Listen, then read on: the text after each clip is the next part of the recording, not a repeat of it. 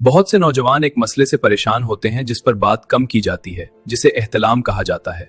एहतलाम दरअसल एक कुदरती जिस्मानी अमल है, मगर अगर ये बार बार हो तो कमजोरी और जहनी परेशानी पैदा कर सकता है। ज्यादा जहनी दबाव, फहश मवाद देखना और गैर मुतवाजन नींद इस मसले को बढ़ा सकते हैं। गलत खुराक और देर से सोना भी जिस्मानी निजाम को मुतासिर करता है।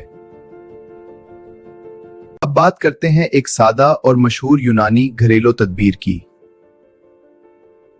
कद्दू के बीज, सफेद तिल और दूध, ये तीनों रवायती तौर पर आसाबी सुकून के लिए इस्तेमाल होते हैं। तरीका इस्तेमाल: 1 चम्मच कद्दू के बीज पीसकर 1 चम्मच सफेद तिल के साथ रात को नीम गर्म दूध में लें।